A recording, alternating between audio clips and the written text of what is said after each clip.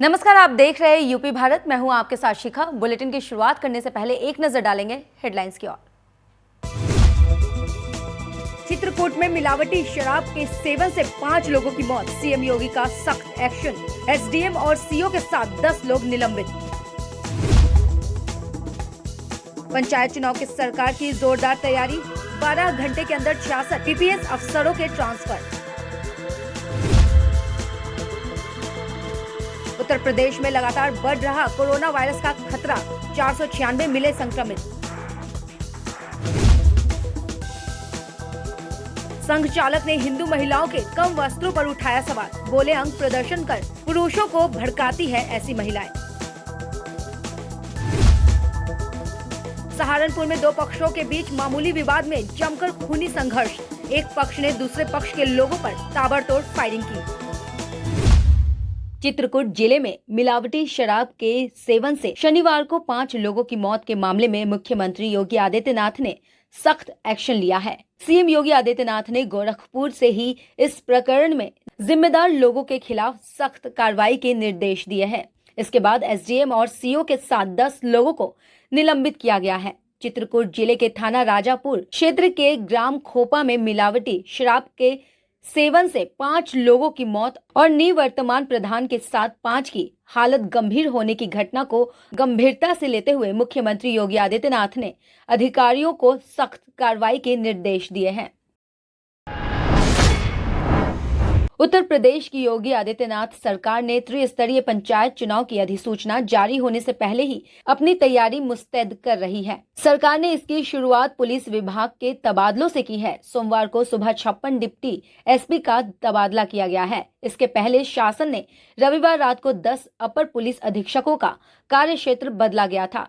त्रिस्तरीय पंचायती चुनाव से पहले उत्तर प्रदेश के पुलिस विभाग में बड़े पैमाने पर तबादले चल रहे हैं। 2 दिन में 67 पीपीएस अधिकारियों का तबादला किया गया है। सोमवार को जारी तबादलों की सूची में 56 डिप्टी सीएम का कार्यक्षेत्र बदला गया है। 2 दिन बड़े पैमाने पर हुए तबादले को लेकर पुलिस विभाग में खलबली मच गई है। उत्तर प्रदेश में कोरोना संक्रमण के मामले फिर तेजी से बढ़ रहे हैं। मार्च के पहले 3 हफ्तों के दौरान सूबे में कोरोना के मामले बढ़कर 6.25 गुना हो गए। प्रतिशत के तौर पर देखा जाए तो पहले से 21 जनवरी तक कोरोना के मामलों में 470% की वृद्धि हुई है। बीते 24 घंटे के दौरान प्रदेश में कोरोना संक्रमित 496 नए मरीज मिले। वहीं लिहाजा प्रदेश में कोरोना के सक्रिय केस की संख्या बढ़कर 336 हो गई है। बीती 1 मार्च को प्रदेश में 87 रोगी मिले थे। उस समय लग रहा था कि संक्रमण की रफ्तार सुस्त हो गई है, लेकिन बीते कुछ दिनों से कोरोना संक्रमण का ग्राफ फिर उठने लगा है। बीते 14 मार्च को सूबे में कोविड संक्रमित 178 मरीज मिले थे। 15 मार्च को ये संख्या बढ़कर 151, 16 मार्च को 228, 17 मार्च को 261, 18 मार्च को 321, 19 मार्च को 393, 20 मार्च को 482 और रविवार यानी 21 मार्च को 496 हो गई। बीती 16 जनवरी के बाद ये किसी एक दिन पाए गए कोरोना मरीजों की सबसे बड़ी संख्या है। 16 जनवरी को प्रदेश में कोरोना के 533 नए मरीज मिले थे। फर्रुखाबाद के राष्ट्रीय स्वयंसेवक संघ के जिला संघ चालक डॉक्टर सुबोध वर्मा ने कहा है कि हिंदू बालिकाओं के कम वस्त्रों में घर से निकलने के कारण बलात्कार की घटनाएं बढ़ रही है। संघ चालक ने कहा है कि बलात्कार की कुल घटना अधिकांश हिंदू महिलाओं के साथ ही होती है। मुस्लिम महिलाओं के साथ बलात्कार की घटनाएं कम होती है क्योंकि वो अपने शरीर को ढक कर रखती है। जब सार्वजनिक तौर पर कम वस्त्रों में पुरुषों की भावनाओं को भड़काया जाए तो ऐसी घटनाओं पर नियंत्रण असंभव होगा। उन्होंने अपील की है कि महिलाओं को पर्याप्त कपड़े पहनकर ही घर से निकलना चाहिए। वहीं समाजवादी पार्टी की वरिष्ठ महिला नेता और पूर्व विधायक उर्मिला राजपूत ने संघ चालक के इस बयान पर पुरजोर विरोध किया है। राजपूत ने कहा है कि निगाहें तो सामने वाले की गंदी होती है, कपड़े कम या ज्यादा पहनने से क्या फर्क पड़ता है। सरकार महिलाओं के लिए तमाम कार्यक्रम चलाती है, पर समाज की मानसिकता बदलने के लिए कोई कदम नहीं उठाए जाते। बदलते हुए समाज में लड़कियां अपनी वेशभूषा भी बदलती हैं। इसे अंग प्रदर्शन नहीं कहा जा सकता। लज्जा आंखों से होती है। लज्जा शरीर पर वस्त्रों के कम होने या अधिक होने से नहीं होती। आवश्यकता महिलाओं के प्रति समाज को बदलने की है। ये कहानी है। मैं मानता हूँ कि कम वस्त्रों में किसी भी महिला को खुल के बाहर नहीं आना चाहिए। वस्त्र वो पहनने चाहिए जिसमें उसका शरीर ढका रहे, छुपा रहे, उसके बारे में लोग अनुमान भी न लगा पाए। मैं इस मामले में मुस्लिम को पसंद करता हूँ, हालांकि मैं मतलब उसकी नहीं करूँगा मतलब कि इसको पहना जाए, लेकिन कम से कम ढकने तो रहती हैं। और मैं एक चीज़ बता दूँ आपको, जितने बलात्कार की घटनाएं होती हैं हिंदुस्तान के अंदर, आप निकालिए मुस्लिम पॉपुलेशन बहुत कम निकलेगी, सब हिंदू पॉपुलेशन निकलेंगे। मुस्लिम लड़कियां जो हैं अपने शरीर को ढक के रखती हैं, इसलिए बच के रहती हैं। हिंदू लड़कियां अपने कपड़े उतार के चलती हैं, इसलिए हमेशा शिकार होती हैं। निगाहें तो सामने वाले की गंदी हैं, कपड़े कम पहने या ज़्यादा पहने इससे क्या फ़र्क पड़ता है। हमारे समाज में जो लड़कियों के साथ शुरू से ही भेदभाव दुर्व्यवहार होता चला आया है, कहने को तो शासन बेटियां पढ़ाओ बेटियां बचाओ की बात करता है, लेकिन समाज की मानसिकता को बदलने के लिए कोई ऐसी कदम नहीं उठाए जाते हैं जिससे सामने वाले की मानसिकता में परिवर्तन आए, उनकी निगाहों में परिवर्तन आए, उनकी सोच में परिवर्तन आए। फिरोजाबाद में 12 साल के एक बच्चे का घर वापस न आने के बाद से परिवार और पुलिस प्रशासन में हड़कंप मच गया। बता दें कि बच्चे को उसका दोस्त घर से ले गया था, लेकिन वो उसके बाद वापस घर नहीं लौटा। वहीं बीते दिन सुबह से गायब लड़का जब शाम तक वापस नहीं आया, तब परिजनों ने उसे ढूंढना शुरू कर दिया, लेकिन उसका कुछ पता नहीं चला। वहीं एक तरफ परिजनों को अनहोनी की आशंका है, परिजनों ने पुलिस को इसकी सूचना दी, तो वहीं दूसरी तरफ बच्चे की खोज जल्द करने की बात कह रही है। थाना दक्षिण से संबंधित प्रकरण है। एक 12 वर्ष का बच्चा आज सुबह से ही गुम बताया जाता था, तो इसमें मौके पे पुलिस टीम पहुंची और प्राथमिक जांच की। तो परिजनों से बातचीत करने के बाद परिजनों ने एक तहरीर दी है, जिसमें एक परिचित पे ही उन्होंने शक जाहिर करते हुए और नामजद करते हुए एक तहरीर दी है। तत्काल मुकदमा पंजीकृत कर दिया गया है और टीमें इसमें निकाल दी गई हैं। शीघ्र ही बरामदगी सुनिश्चित की जाएगी।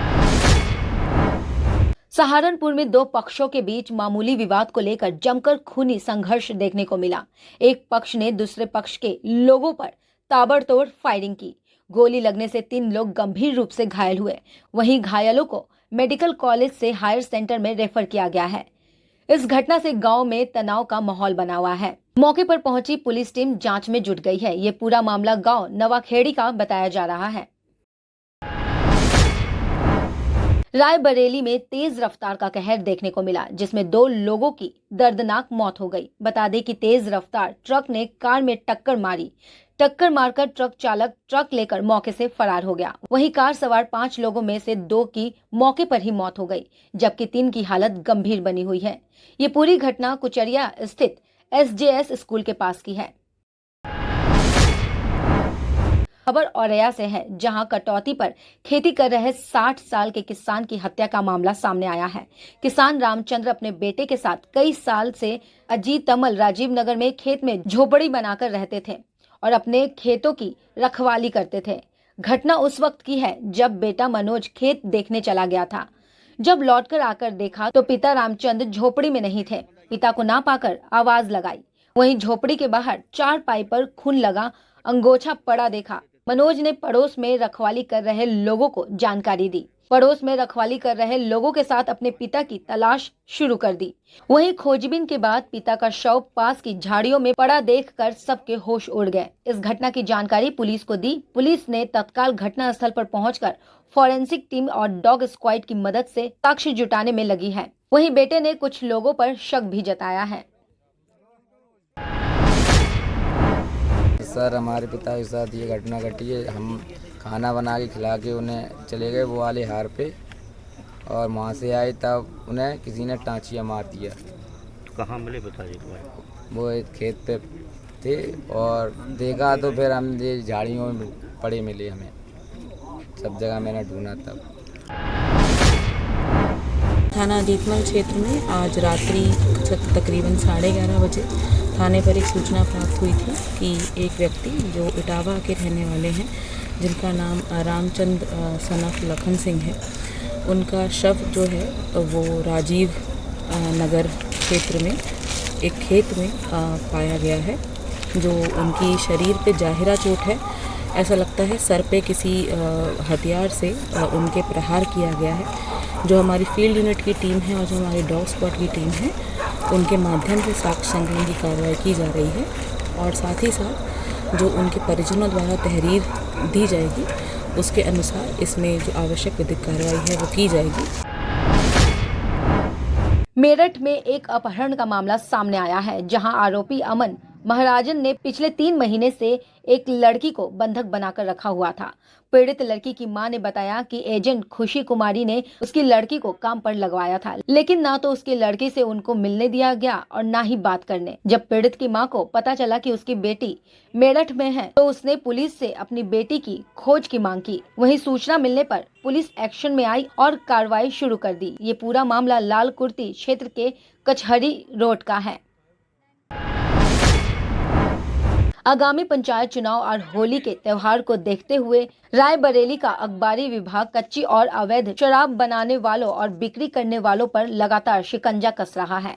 अखबारी विभाग और पुलिस टीम ने अब शिकंजा कसने का नया तरीका अख्तियार किया है। अब अवैध कच्ची शराब बनाने वालों की निगरानी ड्रोन कैमरे से की जाएगी। इस कड़ी में आबकारी विभाग ने पुलिस के साथ मिलकर ड्रोन कैमरे की मदद से गुरुबख्शगंज थाना क्षेत्र के कई गाँवों में दबिश दी है। नई तकनीक के कारण मौके से कई लीटर कच्ची शराब के साथ सैकड़ों किलो लहन बरामद किया गया है, जिसे मौके पर ही नष्ट कर दिया गया। इस बीच पुलिस ने कई भट्टियों को भी नष्ट किया है।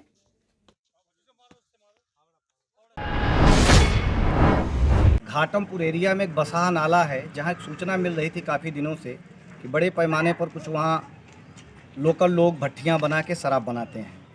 इस सूचना पर ड्रोन कैमरे के साथ पूरी टीम, आबकारी निरीक्षक, हमारे एसडीएम महोदय, गुरुबख्शगंज थाने की पूरी फोर्स एक साथ जब रेड की और ड्रोन कैमरे से एक जगह बैठ के जब देखा जाने लगा कहाँ कहाँ चीज़ें ऐसी जंगल में, झाड़ियों में, नालों में, किन किन जगहों पर छिपाई गई हैं, ऐसे कई स्थान मिले जिन पर जाके मौके पर उनको नष्ट किया गया। लगभग 20 से 25 क्विंटल के आसपास लहन नष्ट किया गया। 500 लीटर दारू उनके ड्रम में जो रखी हुई थी छिपा के ज़मीन में गाड़ के उसको निकाला गया। बनाने के कई उनके यंत्र मिले जो टीना, डिब्बा और अन्य सामान उनके होते हैं और 12 से 15 भट्टियों को नष्ट किया गया। यह अभियान लगातार चल रहा है हमारा। जिन जिन जगहों पर सूचनाएं मिल रही हैं मुखबिरों के माध्यम से या ग्रामीण जनों के सहयोग से, ऐसे जगहों पर लगातार कार्रवाइयाँ हमारी की जा रही हैं। उत्तर प्रदेश की तमाम खबरों के लिए देखते रहिए यूपी भारत। नमस्कार।